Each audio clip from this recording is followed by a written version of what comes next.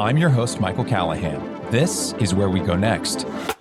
And climate change can feel like an abstract, insurmountable problem that is either so extreme that it's going to wipe us all out within a decade or two, or there's nothing we can do about it anyway, so why even try?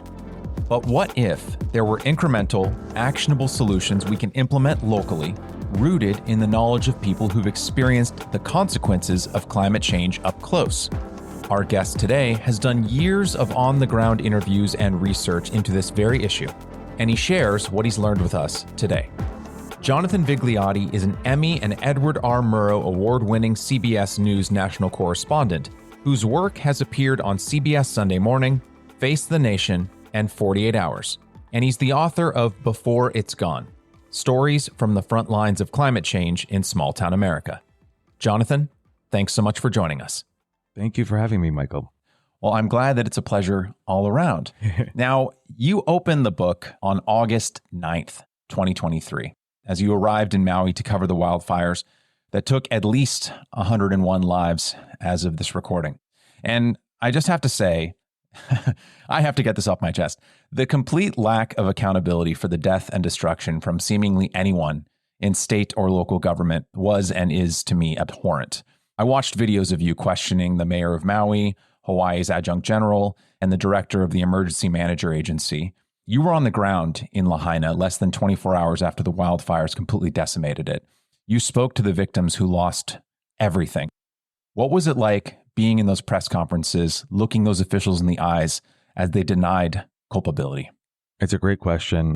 Let me give you some context before we get to where it all ended with local leaders, so that those who are listening that may not be familiar with Lahaina understand what was going on in my mind. I got the call very early in the morning around 4 a.m., less than 24 hours after this fire decimated Lahaina, and was launched to, at the time, our only understanding was a wildfire had ripped through part of Hawaii. When we arrived in town as one of the first network correspondent teams to be there, we didn't just drive in. We ran into a roadblock for the one road into town, about a 13-mile long road. Police told us it was simply too dangerous to access the scene. So we waited by this roadblock where we did some of our initial reporting, and we were joined by survivors, residents who had escaped, who were trying to get back in but were prevented from doing so. And they told us at the time that the reason journalists weren't being allowed in was officials didn't want us to cover and really investigate what they were describing to us as a failed emergency response. At the time, we weren't sure if that was frustration, if that was anger, which is understandable, but we decided to charter a boat to bypass that roadblock, and an hour and a half later, we were dropped off on this cindered shoreline.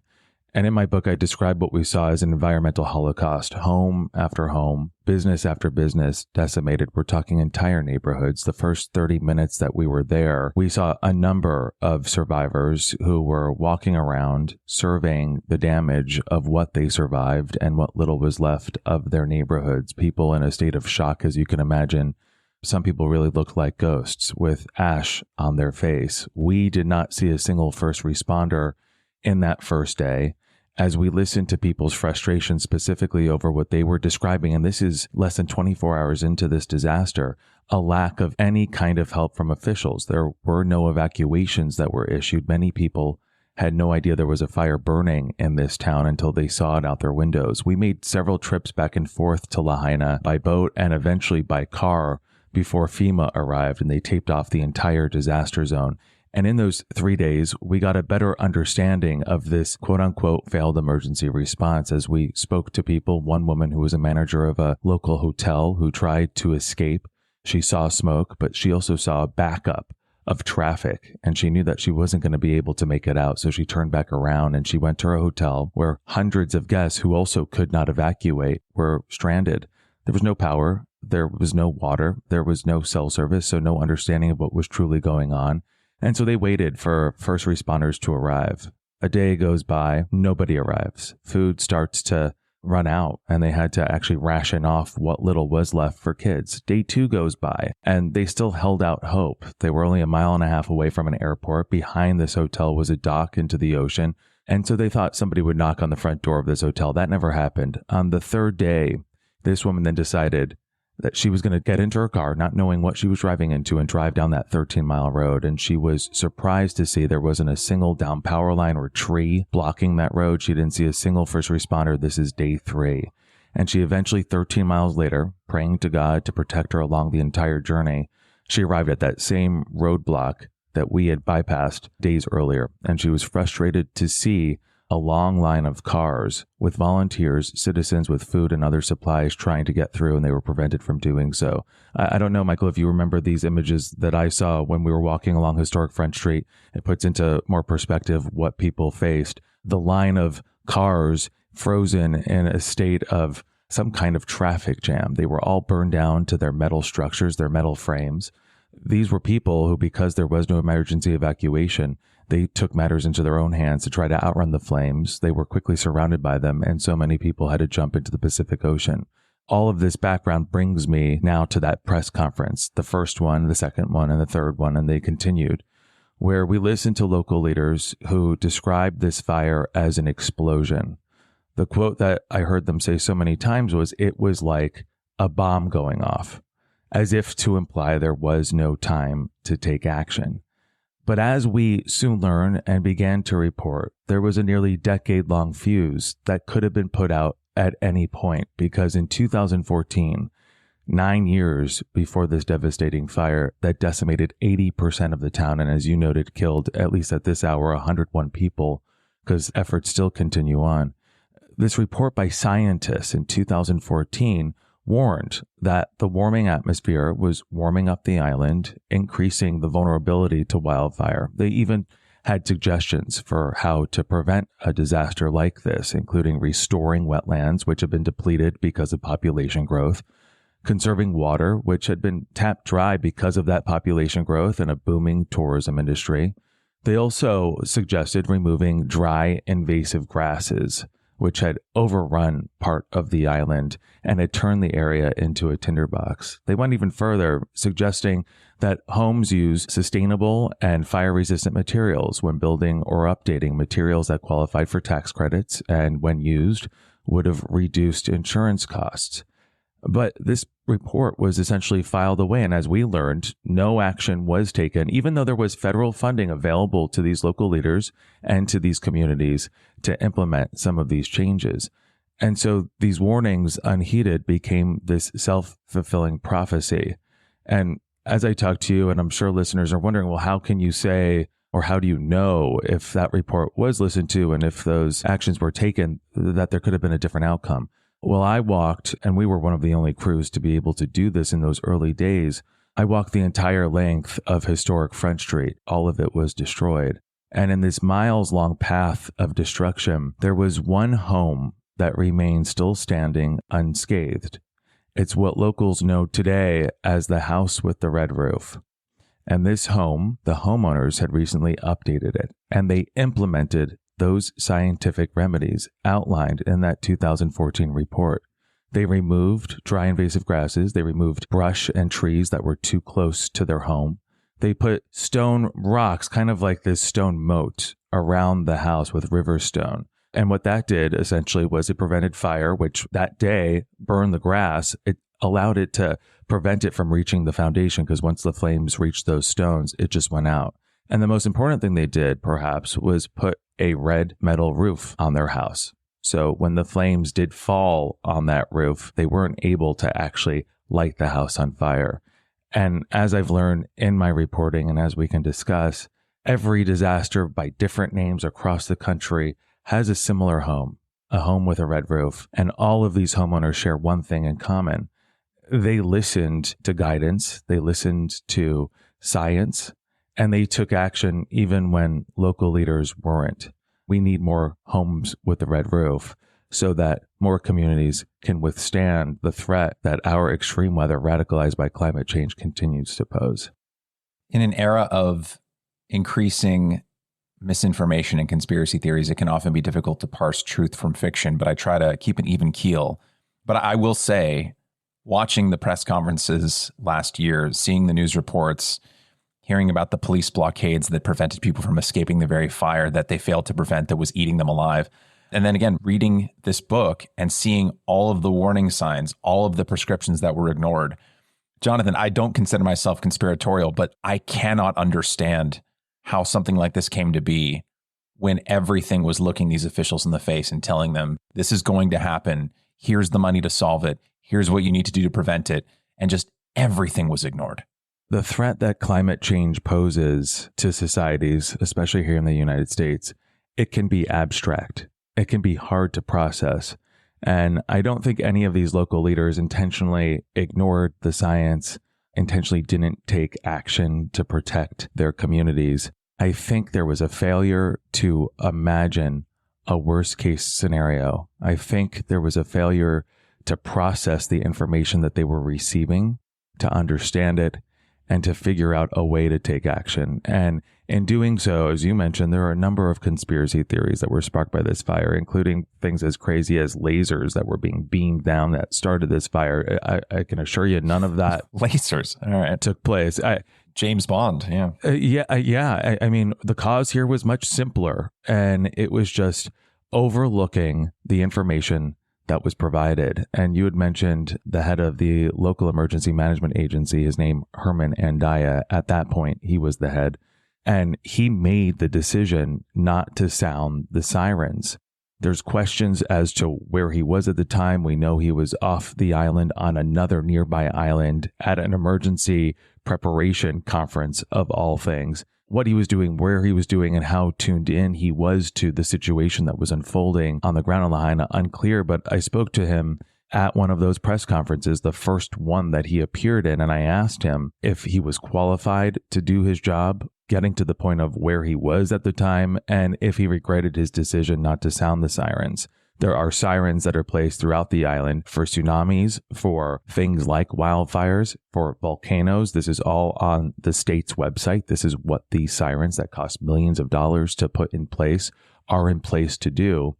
And he said he did not regret his decision to sound those sirens. And so many people we spoke with said had those sirens gone off, they would have had a chance to evacuate much sooner. They would have known that there was a fire burning outside their homes before they saw it with their own eyes out their own windows. And so I think the lack of emergency response, the fear and the panic that ensued, none of it was driven by conspiracy. It was unfortunately much simpler than that. It was a failure to listen and a failure to imagine. As terrible as all of this is, it presents an opportunity for other communities to see this and to learn from mistakes that were made. There are things that we can do, as outlined in that 2014 report, which I know is specific to Lahaina, but certainly applies to many communities across the country and the world. We can take these measures to prevent something like Lahaina from happening on another main street here in the U.S. Before we dive into the book, let's back up a bit to get a wider view of your career. You've covered a variety of important news stories, including the Sandy Hook shooting, the Boston Marathon bombing, the Syrian civil war, and the catastrophic 2010 Haiti earthquake. What was the tipping point that made you choose climate change as the subject of your first book? I have always loved the natural world. It's a story and a journey for me that began as a kid growing up in the 90s in my town of Mount Kisco in New York State, about an hour outside of New York City on the Metro North, for anybody that may be familiar with it. Back then, if you were to go and ask my parents where I was when I had free time, I was most likely playing in the nearby woods. That's where I fell in love with the natural world. I went there and I would read, I would write, I would draw, listen to music, and daydream. I've said this before. Those woods were like my church, a place to reflect and take stock. Those woods were also where I learned how fragile our ecosystem is, because around that same time, there was a housing development planned in those very woods. And it's also when I learned the power of words, specifically the written words in this case, because my parents, along with so many other people in the community, came together and they wrote letters to local leaders protesting that development, specifically concerned about the local wetlands there and the impact this development would have on nesting birds in this case. And the lesson that I took away from this experience is words matter, because ultimately that development was scrapped. And today, when I go back to that very home that I grew up in where my parents still live, I go and revisit those woods and I still daydream. And so That experience really sparked, I think, my drive to write. And eventually when I went to college to focus on journalism and photography, and I've always focused on similar environmental crossroads as a result, mainly driven by my love for the natural world. As you mentioned, some of the other kinds of stories that I've covered, from terrorist attacks to shootings, I don't always get to choose the stories that I follow, especially as a rookie reporter starting off in local news. But anytime I had an opportunity to choose the stories that I got to cover, I was always most focused on environmental stories. And for me, I think the real springboard into focusing primarily on environmental stories was actually Hurricane Sandy in New York City. I was working for WNBC, the NBC affiliate in New York at the time, and was stationed in Queens along the coast when the storm hit. And it was myself and a photographer, Jeff Richardson, and we were mobile. We had what is known as a live view, which was kind of new at the time in 2013. It was this backpack that allowed us to essentially link up to any satellite or cell receiver to get a live signal out. And that storm and the storm surge that followed, it knocked offline a lot of the live trucks and satellite trucks that we had that allow other correspondents that I was with to go live. So we were one of the only teams that was actually able to get our reporting out because we had this backpack and we didn't get flooded out. And the devastation that I saw in the greatest city in the world with the best engineering, with incredible financing, to see a city knocked offline in the way that it was. I remember coming up to an intersection in Queens where there was an ambulance just right in the middle of the road. And at first we thought there were people responding to some kind of scene, some emergency. And I remember going to check in on this ambulance to see if anybody was there. And there was no one there. The keys were still in the ignition. The receiver for the radio communications was off.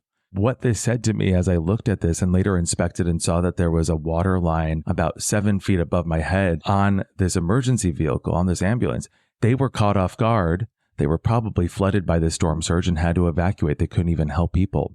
So seeing the desperate state that New York was in, the inability to respond, we're talking days where we witnessed people piling along in long lines waiting to charge their cell phones. In one situation on the Lower East Side, close to where I lived, there was a dumpster outside one of the local grocery stores where workers had removed all of the expired food, and where residents, desperate for food because nothing was open, were actually picking through for anything that they could take home to eat or to drink to sustain themselves. Again, New York City, and this happened. And that just immediately triggered in my mind, what's to come next? This is obviously following Hurricane Katrina, other extreme weather events by different names. And it was really a sign at that point, if New York City wasn't prepared, what other communities, especially small town communities, are in the line of fire next? I would say that was the moment that I really decided to focus in on climate. From there, though, from New York, I was sent to London for the foreign correspondent position with CBS News, where I covered environmental stories overseas before returning back to the States to the West Coast Bureau for CBS, which really launched my time on the front lines of climate change fueled extreme weather events. Your perspective as a reporter is really important. I think there can be a criticism of national news media that I am not always sympathetic to, but I think sometimes it does resonate, which is that because of the concentration of journalists and reporters in major cities, it can create blind spots from or biases towards those larger hubs, right? Whether that's in political reporting or even something like climate reporting, larger towns and cities tend to receive an outsized amount of national attention relative to where and who is impacted by the destruction. Mount Kisco has a population of about 11,000 people, and I imagine that growing up there played a significant role in your decision to focus on small towns in America for this book. It did. And I also, having lived now in, I think, 4 different states, climbing the ladder that is television news, going from small market to bigger market, I also, in that experience, fell in love with smaller communities across the country. That's where I find culture to thrive, where we can experience so much diversity, so many differences. When you go into a bigger city, it's a melting pot. Everybody starts to act the same. But when you go off into smaller communities, I feel like that's where I really get a sense of place and community. And each community in these smaller communities is so vastly different. When it comes to coverage, I think you're spot on. I think that bigger cities, and by its very nature, bigger populations, tend to get more of the spotlight when it comes to disasters of this scale. Specifically, when we're talking about Hurricane Sandy, I was there on the ground reporting on the aftermath for weeks and months, years. And to this day, there is still coverage of the aftermath and lessons learned from Hurricane Sandy. Smaller communities are harder to get to and easier to forget. Smaller populations, less noise, if you will, coming out of them. So less of an alarm for us to listen to and to go back to and to continue to shine that spotlight. And why I focus specifically on small towns in terms of climate change and the impact climate change is having on radicalizing our weather, I see them as canaries in the coal mine. And what I mean by that is climate change is affecting every community, no matter how big, how small, a city, a village, an enclave, whatever it may be. But big cities have infrastructure. They have money. And obviously that doesn't always work. We saw that, and I just expressed that with Hurricane Sandy, but still because of all that money and infrastructure, they were able to rebound rather quickly. Smaller communities don't have that infrastructure. They don't have that financing. They don't have that tax base. So they feel the impacts of climate change in a way unlike any other big city. And to look and see what is happening there must serve as a warning to all of us, no matter where we live, but especially in bigger cities too, because what has happened into these smaller communities will happen to bigger communities as well, as Mother Nature outpaces man's ability to hold her back. Eventually, all of the marvels of engineering that have kept some of our greatest American cities alive, they're going to start to fail and collapse. And what happens when that does happen? And what can we learn from survivors in these smaller communities who have essentially given us a survivor's guide if we choose to listen? You break out the environmental change that the Earth is experiencing into two distinct but related categories, climate change and habitat change. What is the difference between these two, and why did you decide to distinguish them from each other? Well, I'm glad you recognize that. I tried as hard as I can to identify these two different kinds of changes, because when there are multiple changes, yeah, I guess that poses multiple threats, but I see multiple solutions. So I was speaking to you about how climate change can be abstract. People struggle to process climate change, and the solutions can be daunting. And I understand why. Reversing the impacts of climate change requires the global community to come together and act as one to reduce our greenhouse gas emissions, which are warming our atmosphere. And it's critical. We must address this. We must stop our dependence on fossil fuels. But even if we all globally stopped emitting greenhouse gases today, it will take time to see a positive impact on our climate because of what's known as a delayed feedback loop. And I liken this delayed feedback loop to taking aspirin for a headache.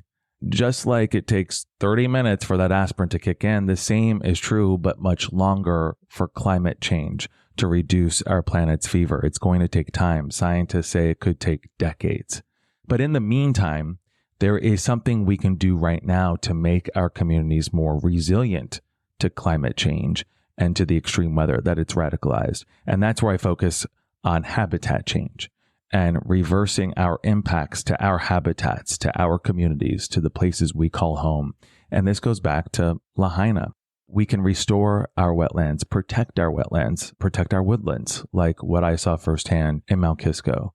We can reduce fire threats by removing dry invasive grasses. We can build our homes in safer places, out of harm's way, and in ways that make them stronger and more resilient to our radicalized weather. And we can do this if we inform people how to do so in ways that doesn't cost a lot of money, and in some cases where it doesn't cost anything at all when all is said and done. Through tax credits, a lot of these measures can be covered. And then, of course, you get to reduce the amount of money you're spending every single month on insurance rates. So I focus on habitat change because it gives power to the individual and it gives power to the individual community. You don't need the globe to buy into this idea. You just need many individuals. Back to the idea of this house with the red roof. If there were a number of homes with the red roof in a neighborhood, that neighborhood could potentially survive a disaster. If there was an entire community of homes with the red roof, they could potentially survive a disaster. A lot of this may sound like theory. I don't know if you remember Hurricane Ian, Fort Myers Beach, the devastation that was caused there. Well, not that far away from Fort Myers Beach is a planned community called Babcock Ranch. And again, this is a planned community built from scratch in an area that kept in mind the threat of rising sea levels, of flooding, of hurricanes, built on an elevated area. All of the power lines were underground. All of the materials were sustainable and storm resistant. I think up to a Category 3 hurricane. This was a place that took action, having seen the writing on the wall in other communities. And when Hurricane Ian hit, Babcock Ranch, just like the house with the red roof, except this was an entire community, Babcock Ranch survived, largely unscathed. No flooding, very little damage. They never lost power. You compare that to Fort Myers Beach, which not that far away was decimated. And so I think working with our habitat, remembering that habitat change is another dual threat and seeing it as another possible solution is the key to building resilience in the future that we face with climate change, at least the immediate future. When it comes to the topic of climate change, I feel like it leads to very extreme discussions. Either on one end of the spectrum, you have people saying that our Earth is going to completely end in 10 years if we don't take the most drastic, sometimes controversial action possible. On the other hand, you have people who, even if they don't deny climate change, often feel like they just check out. Because at the heart of it, preventing global climate change, to your point, Jonathan, is really a collective action problem. It requires so many different nations to coordinate together, or even just our one nation to work together in lockstep to get things done. So I really appreciate that you spend so much of the book focusing on habitat change and showing that there is so much that can be done to adapt, mitigate, protect, and save our local environments. You know, it's so interesting because when you talk about this confusion, and I think you're right, there is so much confusion surrounding climate change. It's also been a politicized crisis, which I don't think it needs to be or should be politicized. But in all of this confusion around climate change and the controversy now surrounding it because of how political it's gotten, there is this vacuum that's created, a vacuum of information or lack thereof. And in that vacuum, you have all these wild ideas and conspiracies that spring up. But if we could work better, and I say this as myself, as a journalist, somebody that's a storyteller that's trying to help connect the dots to how our world works, if we could do a better job at linking climate science in a clear and understandable way to the threats that our communities currently face, I think that vacuum will disappear and people will start to understand. I was listening to a TED Talk. I feel like you're a fan of TED Talks. I won't quiz you on this, though. There is a psychologist out of Harvard, Dan Gilbert. I love Daniel Gilbert. I was just speaking about him with neuroscientist Tali Sharrett. He's fantastic. And forgive me because I don't know the year. I think it was like 2007 or 2008. I watched it on YouTube years later. I've watched it like a dozen times. Yeah. And he's given a few of them. This one was on the key to happiness. And he was specifically talking about the prefrontal cortex. And I know I'm trying to simplify things and I'm throwing out big words that I barely understand. As he described it, it's this part of the brain that is unique to us humans, unlike any other animal in the kingdom. And it gives us this power to imagine. And it is this adaptation that allows us, essentially prevents us, I should say, from doing stupid things.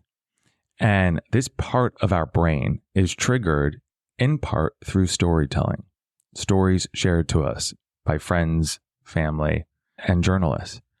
And the more we tell these stories clearly, the more we're able to turn this imagination on, that part of our brain that lets us see things before they happen. As I was writing this book, it was in the back of my head, and I just did some research because I was thinking about those anti-smoking campaigns that you see on television. I don't write about this in the book, but it's something that I was just thinking of. And you've probably seen one of these campaigns. It usually features somebody in some state of suffering, warning somebody else not to pick up a pack of cigarettes. Do you know what I'm talking about? Yes. So in New York City, the health department there found for every dollar it spent on its campaign, It saved $32 in medical costs. So it was incredibly effective because the images were very clear. The message was very clear. But for some reason, when it comes to climate change and how oftentimes it can be abstract and how the solutions can seem daunting, it seems like we have, most of us, turn this part of our brain that allows us to imagine off. And there's a perfect example of this, just looking at the numbers. Real estate, there's a real estate risk management firm called Aon that tracks where people move. And they found in the past 40 years, 6 times more people moved to risky, threatened coastal communities, threatened specifically by hurricanes and flooding, than they did to nearby inland areas that were much safer. Now, these aren't people, I would think, that are looking to specifically put themselves, their family, their investment in harm's way. After all, so many people have a 30-year mortgage, and I would like to think they assume that they're going to be there in place for at least 30 years. I think these are people that just haven't listened, not because they don't want to listen, but because the message that they have been told time and time again just isn't connecting with them. And so as I was writing this book, and I spent 3 years doing so, I tried to connect the dots in a way that I hoped would help people not just listen, but also understand and digest the threat that is climate change in a way that seems surmountable and possible. Well, and what I enjoyed so much about it is that you were specific. It's a tough issue, right? But I feel like a lot of the messaging at the national level anyway is just very general, right? So when someone hears the global temperatures over the next 50 or 100 years are going to rise 1 degree, that's really abstract for people.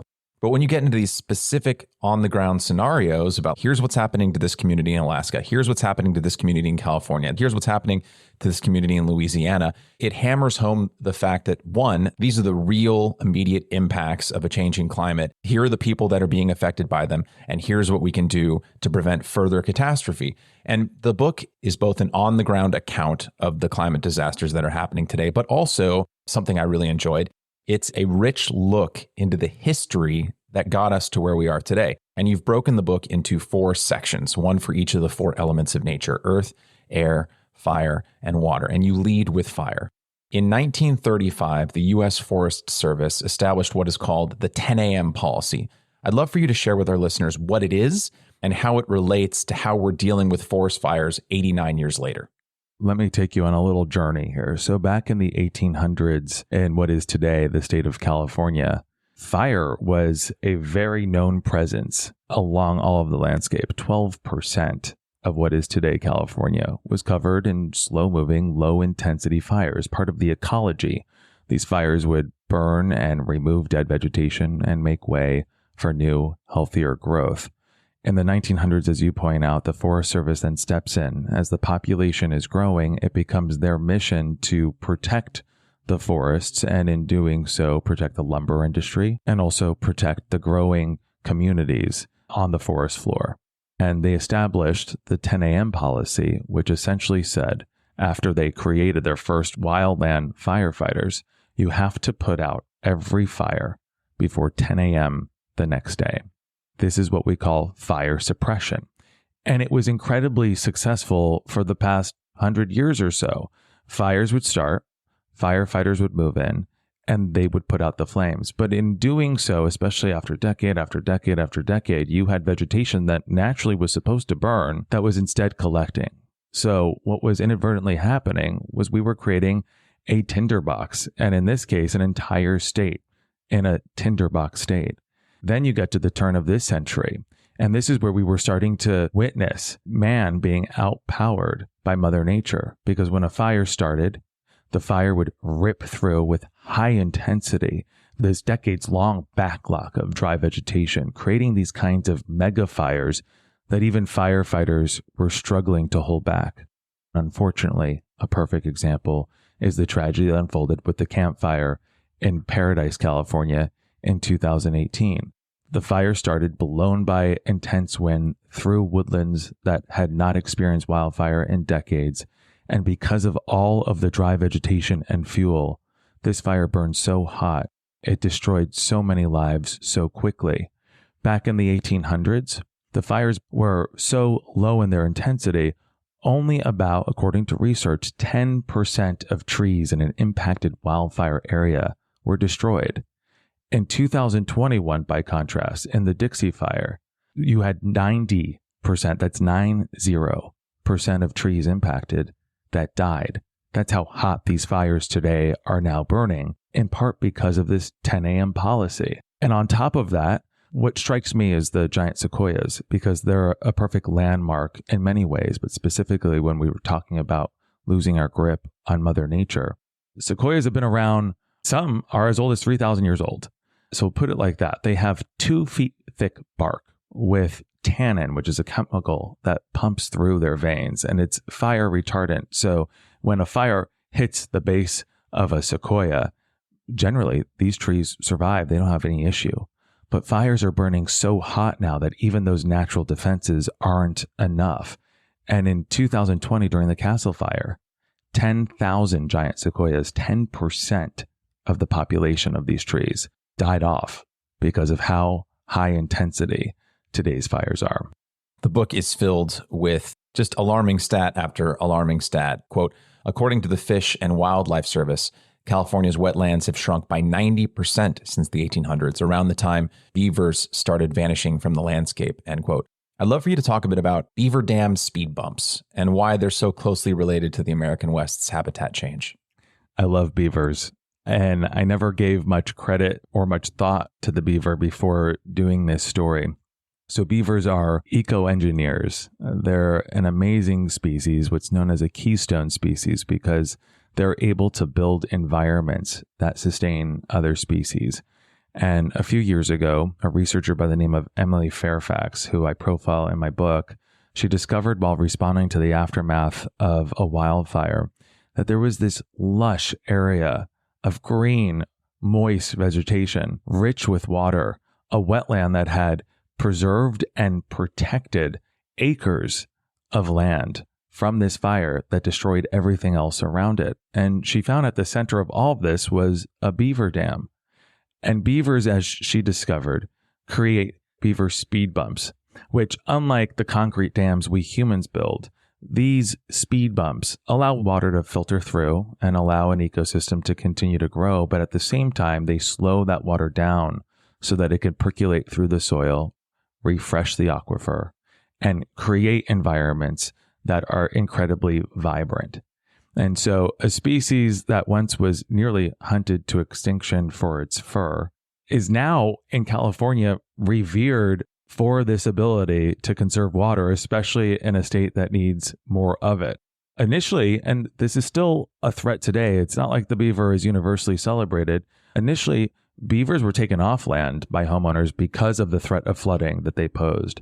But now, in light of this research, and because of a drought and because of the scarcity and value in water, landowners, some of them who initially kicked beavers out of their land, are now welcoming them back in so that they can conserve water in those regions. And unfortunately, because we have altered our wetlands so much and we've redirected waterways, a lot of the rivers where beavers would naturally take root and build their dams, they're too low in water and flow for these beavers to survive on their own. So now there's a team of people and organizations across the West that go into certain areas where landowners are requesting beavers, and they build what are known as beaver analog dams, which is a fancy way of saying beaver dams built by humans. And I went for one of my stories for the CBS Evening News and for the morning news program to help build one of these dams and release 2 beavers into it so they could take root and build their own ecosystem. And it was incredible to see the release of these beavers as they made their way into this ecosystem that was supported by our hands so they could take root and start to conserve water as they naturally do. And more now, there's even a state effort that is funded by state money to introduce more beavers to the landscape in hopes that all of that water conservation that they naturally do will make for more vibrant and resilient ecosystems and communities. I spoke with wildlife biologist and Animal Planet host Forrest Galante last year about keystone species, and it's amazing how ignorant we were not too long ago about the vital role that animals played and play in maintaining our environment. But I guess it's at least heartening that it's better late than never. I agree. And I think that's the message on climate change and habitat change too. It's okay for what has happened. We got to this point, what we call progress, because of the things that we have done in the past. And we live much longer lives, much healthier lives in some cases than we used to 50, 100 years ago. But it is not okay to now know things and to continue on as if it's business as usual. We have to seek out information. As a journalist, we have to provide clear information, and to possess this information and to have this knowledge and not do anything. That's where I think it's wrong. But the good news is today is a fresh day, and we can pick up the pieces and we can make our lives much safer by taking small steps. I think the first step is recognizing maybe we're not living in the most sustainable way in some places. You don't need to look far to see that perhaps some areas weren't the best places to build communities and to build families. Now, with that said, these communities aren't going anywhere. So it's time now to do your due diligence and take measures that will protect these communities. Because to sit back and to do nothing and to continue business as usual, I think it's just going to present more and more risks for more communities down the road. We see it every year. I pinball around the country covering every kind of extreme weather event, from big communities to small communities. And every single place I've ever been, you don't hear somebody say, I knew this was coming. Everybody I've spoken with says, we thought that this was never going to happen to us. We never imagined this. We never imagined this. And it's a problem with imagination and with messaging. Well, and I don't know if you'll take to this comparison, but I think we need more climate change Paul Reveres that are warning people, hey, the British aren't just coming, they're here. It's a communication issue. One of the things that I've spoken about at length with different guests is a lot of these problems come down to oftentimes a lack of communication from the people we either elect to lead us or look to lead us, unelected leaders, whether it was around the COVID vaccines or science misinformation, which has been a topic I've touched on several times. People don't know what they don't know, and oftentimes those can lead to really dangerous circumstances. It's a really great point. So there is, and I'm not sure if you're familiar with the Media and Climate Change Observatory of the University of Colorado Boulder. It's an organization that tracks the media's coverage of climate change month after month, year after year. They've been doing this for decades. So bear with me as I give you a timeline. January of 2000, they found all of the major television networks only aired 26 stories on climate change. You mentioned Paul Revere. I'll mention another name. Al Gore, 2006, comes out with An Inconvenient Truth. And for the first time, we saw climate science in action as he connected the data to real-time events and disasters. And it opened the media's eyes, and it changed the way the media covered it. And as a result, opened up listeners, viewers' eyes. In January of 2007, after the documentary came out, the same observatory found that more than 260 stories on climate change aired across all of the major networks. So that's a 1,000% spike. And today, more than 600 stories on climate change in some months air across all of the major networks. And this has had tremendous impact because there's also polling dating back to 2000 that showed only 5% of people knew a lot about climate change when polled.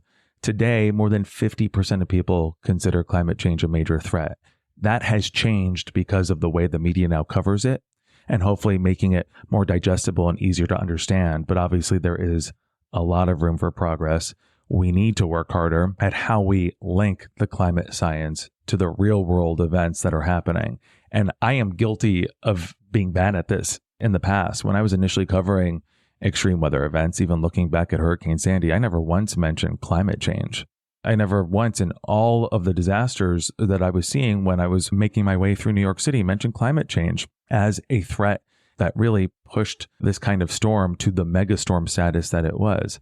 But now I make an effort, and I can't do it in every single story, especially when it's breaking news and you're first focused on the emergency response. But in the days that follow in my reporting, I make a point to make it clear that what we are seeing is what scientists have linked clearly to climate change. I always try to reference the science in doing so, but I now make it a point because I think it's very important that we don't treat these storms as singular, isolated events. They're all interconnected. and they're all connected to climate science. I've said on this podcast before that I was once guilty of referring to the entire middle of the country. And I think this is just a problem that one can encounter when they grow up in California. And it is something that I'm still repenting for. Throughout the 90s and 2000s, my friends and I would refer to the entire middle section of the country as the, quote, flyover states. I am actively disabusing myself of that language because I understand now how condescending it is. You know, many of my friends here in Los Angeles are self-described liberal or progressive, but I have relatives that are spread throughout rural California and in small towns around America who are conservative. And I want to take their viewpoint seriously because for most of my life I didn't. And I still regret that because I just personally feel it's arrogant and disrespectful of me to do so. I think some of their concerns around climate messaging, and I don't disagree with all of them, is that a lot of it is overly doom and gloom, which your book does not do. I think your book prescribes real, tangible, often extremely achievable solutions that on the local level can help prevent these disasters, right? While acknowledging that there is global and national action needed to actually prevent climate change from continuing. But I feel like a lot of the national coverage that I'll see in print or online is, I think, unnecessarily extremist in its prescriptions. The one critique that I've heard of Al Gore's movie from the 2000s is that some of his predictions just simply did not come true. And I think that what happens in those situations is when people are already skeptical of the messaging, if they brand it left wing, and this happens the other direction as well, you'll have people on the left who Donald Trump could say the sky is blue, and there are going to be people who just are politically not aligned with him who are going to insist the sky is not blue. And so I think one of them is who is sending out the message, right? And if they're coded as the opposite political party, the message will be ignored. It's why I had on a spokesperson for a conservative climate action committee early on in this podcast, because I feel like you need to not only meet people where they're at, but the people who are speaking to those people need to sometimes be from the same side of the political aisle. But I think more importantly, as it relates to this book, Jonathan, is I feel like a lot of the messaging around climate change is way too doomerism, and there's not enough actual prescriptions involved that the average American can put to practice in their day-to-day life. I think that's fair. I do think fear is a powerful motivator, but I have always found that hope at the end of the day is what inspires people to take action. Fear for a lot of people can be paralyzing. Hope can be freeing. And I think it's important to hear everyone's perspective, everyone's side. And I also understand predictions that are made and they don't come true. That can turn people off and can make people think, what am I even listening to? Of course, it's hard to say if any of the things that were discussed in a documentary in 2006, perhaps that led to some change that prevented some of those forecasted outcomes. I think the hope that I try to embed in every page of my book is why not do what is best for a community, regardless of the outcome, regardless of if that community is ever going to be threatened by a weather event. It is hard to forecast where these storms go, where they land, where they impact the hardest. But it's like taking vitamins. You take vitamins to protect yourself, to make sure you're nourished, to be healthier, and it's preventative. I think we should all be doing the same in our communities to make them resilient to the test of time. You want a home that is going to perhaps be passed down to the next generation. You want to see your children have children. You want them to thrive. I think focusing on the hope, focusing on the action that can be taken, I don't think you need to hit people over the head with climate change and climate science and all of these things that honestly even make my brain numb sometimes. I think it's about focusing on the tangible and the things that we can do to protect ourselves. So I moved into my home in Hollywood just before COVID. In doing so, I learned how tricky it can be to get affordable insurance because of the threat of wildfires. And my home actually is very low risk of a wildfire because here in Hollywood, I'm surrounded by a lot of concrete. I've got trees and everything, but I'm surrounded by a lot of concrete. So knock on wood, my neighborhood is pretty well protected. But hopefully not too much wood. Yeah, hopefully not too much wood. And with that said, I took some of my own advice in this book. If you come to my house, you'll still think I have a lot of work to do in terms of removing some overgrown trees and overgrown brush and shrubs. But I still created, as best I could, a defensible space around my home. Not because I even think that there's a major threat facing my home, but why not do it? Why not take the steps that are simple, that are within my power? And by the way, removing some of this brush and removing some of these overgrown trees also reduces the termite risk to my home. So I'm just doing things that I know will make my home last longer, I hope. It's a 100-year-old home. It needs some love and support. And I'm just trying to do those things to make this home carry on. Am I doing it because of the climate threat? Sure, that's in the back of my head, but there are other things too. I want my insurance bill to go down. Great way of doing that.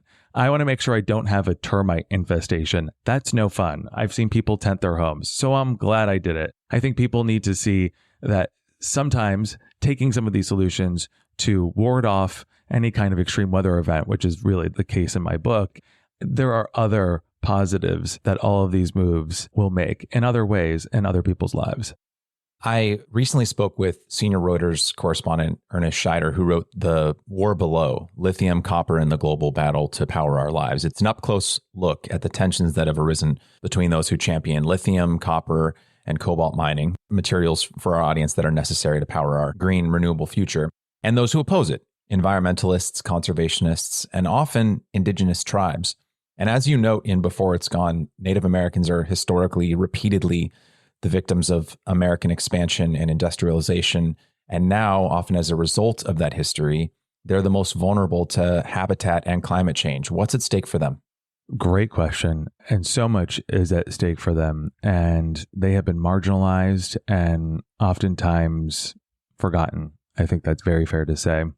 What's at stake for them is their culture, their tradition, which so much of it has already been lost because it is so intertwined with the land. They stand to lose even more of it. I was in Alaska near Fairbanks doing a story on the boreal forest and a new plan there to turn some of that land over to farmers who will tear down the boreal forest, which is a carbon sequestering forest. It sequesters a ton. We're talking millions of tons of CO2 every year. And there are plans now, and they're being activated to sell off hundreds of thousands of acres for farming. These are the same acres that the Nenana tribe that I visited use for sustainable living, for subsistence living, where they go and they hunt, they fish. Everything that makes up their livelihoods comes from this forest. There was a quote from the book that really stood out to me where they said, quote, "This land, this is our grocery store." It is their grocery store. You read the book. Thank you. I try. It is their grocery store. And they have been pushed to marginalize land where they thought they would be safe. And here we are now in 2024, and a tribe that never once thought that they would have to fight to protect their grocery store is now having to fight and protect their grocery store because climate change has warmed up Alaska faster than any other state in the country in a way now where this land can be harvested and turned into agricultural land.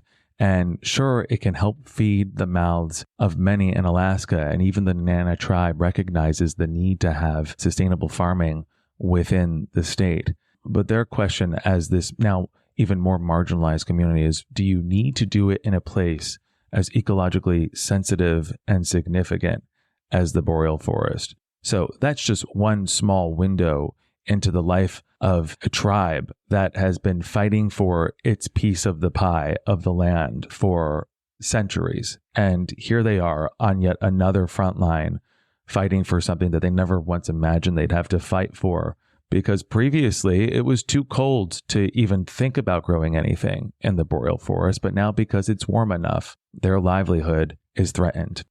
One of my very first memories involved my father. I was 3 years old. We were sitting on the floor of my parents' new townhome in Pleasanton, Northern California, and he had out a typewriter. I was sitting next to him on the floor. We still had boxes everywhere from the stuff that we, like I was going to help unpack at 3 years old, that we had yet to unpack. And we sat next to each other. I told him stories about Superman and Batman and the Teenage Mutant Ninja Turtles, and he would type them out on his typewriter and then read them back to me. And hearing my father read my stories back in his voice, the voice of my hero, was one of the things that inspired me to pursue a career in storytelling and brought me here to Los Angeles. And so my question to you, Jonathan, is you dedicated your book to your father, quote, who said one day I'd write a book, end quote. Why did you decide to dedicate the book to your dad, and what does he mean to you? You're going to make me choke up. My father is someone who I love dearly and who I also take for granted. In my mind that fails to acknowledge that there will be a day without him, I pretend that he's always going to be around, and therefore I can reach out to him tomorrow or the day after tomorrow. He sent me a text message with a story idea. Thanks, Dad. I'll get to that. My entire life, my father has been my champion. He's the one that introduced me to the Boy Scouts, which also really fueled my love for the outdoors and for nature. And through it all, he has always encouraged my love for storytelling, for journalism, and for journaling. I have probably 20 journals that I have written in at the end of every assignment I'll reflect. I probably have 50 of just journals that I write in for fun and just to reflect. And my father was the one that told me, write down your experiences, keep a journal. He introduced that to me, and through it all said, one day you're going to write a book. One day you're going to write a book and use it to make a change, to make a difference. And so just like with the story ideas my father sends me that I roll my eyes at and say, sure, Dad, I'll get to it. When he told me I was going to write a book, I was like, yeah, Dad, sure. And then here I am 3 years, I'm talking to you from the desk where I wrote this book for most of the time. As I wrapped up this book, I just thought to myself, my dad was right. And so it seemed right to dedicate it to him. The older I get, the more I come to truly understand how important it is to appreciate the people we love before they're gone. Yes, well said. For our final question, I'd love to tie it to your childhood love of journaling to your career now. And I want to put a question to you that I put to a friend of mine who was once an EMT, a job that I would never in a million years have the heart or stomach for. As I mentioned at the start of our conversation, you've covered crises across multiple continents. Journalists report on such a wide variety of topics: politics, sports, entertainment, business, technology, just to name a few. What interested you in, or perhaps the better question is, what called you to stories that so often involve such intense physical and emotional trauma? I am always amazed and inspired by the people that I have met, while in this case specifically covering extreme weather. These are, I call them survivors often, but they're people that have just lived through the worst moments in their life, and in these moments have chosen to share with me their experiences.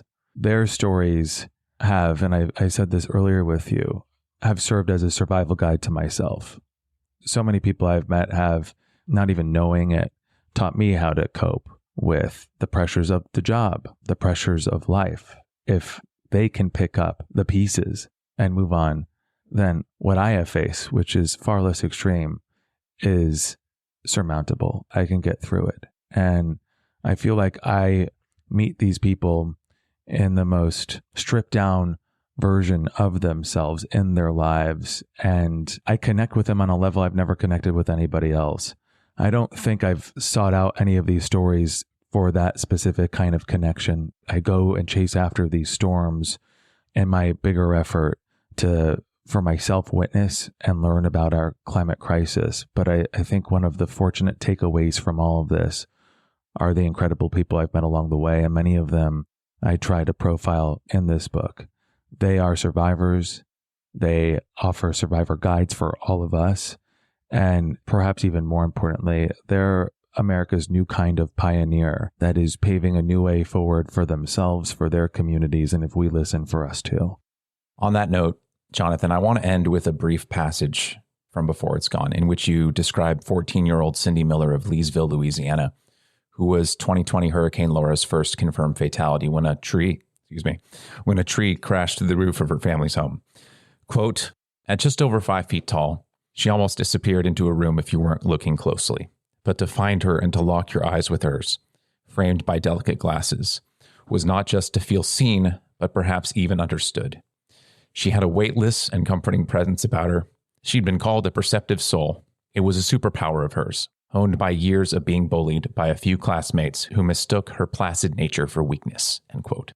Before It's Gone is As I've said, part detailed history lesson, part character-driven personal account, and part urgent call to action. But what stood out most to me was how the compassion for your subjects comes across in your empathetic descriptions of their lives. So Jonathan, thank you for bringing our attention to the people most affected by these crises, and thank you for your time today. Thank you for having me. It's my honor to be here. I really appreciate it.